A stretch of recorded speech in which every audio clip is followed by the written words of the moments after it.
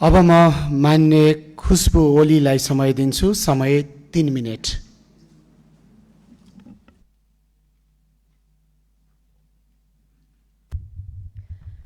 सम्माननीय सभामुख महोदय, सर्वप्रथम म यस गरिमामय संसदको सम्माननीय सभामुख जस्तो गरिमामय जिम्मेवारीमा निर्विरोध निर्वाचित हुनुभएकोमा यहाँलाई हार्दिक बधाई तथा सफल कार्यकालको शुभकामना व्यक्त गर्न चाहन्छु। विगतमा देखिएका केही सभामुखहरूमा सत्तापक्ष झुकावको प्रवृत्तिबाट अलग रहँदै सम्माननीय सभामुख महोदयले नयाँ मापदण्ड स्थापित गर्नुहुनेछ भन्ने विश्वास राख्दछु। सत्ता र प्रतिपक्ष बीच सन्तुलित व्यवहार, संवैधानिक मर्यादाको संरक्षण तथा संसदीय प्रक्रियाको निष्पक्ष सञ्चालन मा यहाँ अब्बल साबित हुनुहुनेछ भन्ने विश्वास राख्दछु। सम्माननीय सभामुख महोदय, नेपाल सरकारको मन्त्री परिषद बैठकले एसियाली विकास बैंक र विश्व बैंकबाट डिजिटल नेपाल ट्रान्सफर्मेसन प्रोजेक्टको लागि 90 मिलियन अमेरिकी डलर र दिगो र समावेशी वित्त परियोजनाको लागि 95 मिलियन अमेरिकी डलर बराबरको ठूलो सहुलियत ऋण स्वीकार गरेको प्रसङ्ग छ। हामी सरकार समक्ष सोध्न चाहन्छौँ, कुन संसदीय समिति, कुन नीतिगत बहस र कुन आवश्यकता प्राथमिकीकरण मूल्याङ्कनका आधारमा यो आकारको निर्णय लिइयो? हाम्रो संसद अझै शिशु अवस्थामा छ। संसदीय समिति उपसमितिहरू बनेका छैनन्। यस्तो अवस्थामा एउटा सानो आकारमा बसेर भएको सरकारको निर्णय पारदर्शी नहुन सक्ने सम्भावना छ। सबैभन्दा महत्त्वपूर्ण प्रश्न, उक्त ऋण हामीले माग गरेका थियौँ वा हामीमाथि प्रस्ताव आएको थियो? अफर्ड लोन हो कि रिक्वेस्टेड लोन हो? किन विशेष गरी उक्त परियोजनाहरू नै छनौट गरियो? यसको गरिमामय संसदमा सरकारतर्फबाट जवाफ आउँछ भन्ने मैले अपेक्षा राखेको छु।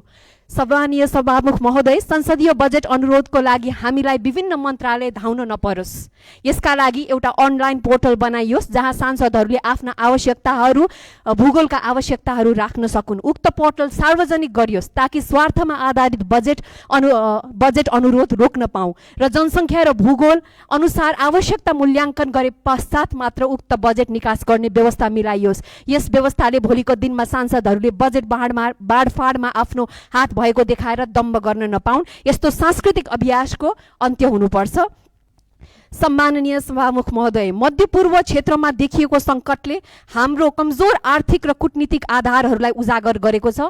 लाखौँ नेपालीहरू खाडी मुलुकहरूमा श्रम गरिरहेका छन्। त्यहाँ कुनै पनि अस्थिरताले हाम्रो विप्रेषण, हाम्रो अर्थतन्त्र र लाखौँ परिवारको जीविकामा प्रत्यक्ष असर पार्दछ। मध्यपूर्वमा देखिएको सङ्कटले हाम्रो भान्सामा प्रत्यक्ष असर परेको छ। यी कुराहरूलाई सम्बोधन होस् र यो सँगै पेट्रोलियम पदार्थमा सरकारले लगाउँदै आएको कर घटाएर भए पनि जनतालाई राहत दिने र पेट्रोलियम पदार्थमा भएको मूल्य वृद्धिको नाममा हवाई यातायात भाडादर लगायत जथाभावी भएको मूल्य वृद्धि रोक्नतर्फ सरकारको ध्यान आकर्षण गराउन चाहन्छु। साथै यस अवस्थामा आज व्यवसायीहरू पनि ठुलो यो मन्दीको कारण र यो महँगाईको कारण चपेटामा परिरहेका छन्।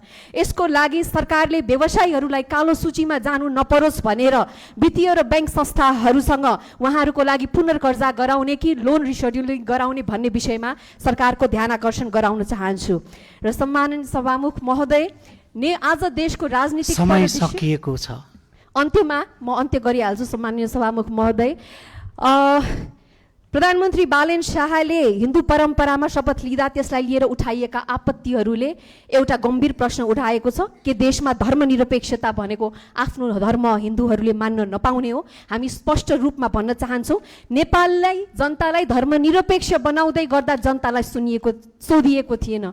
सभामुख महोदय, केही पनि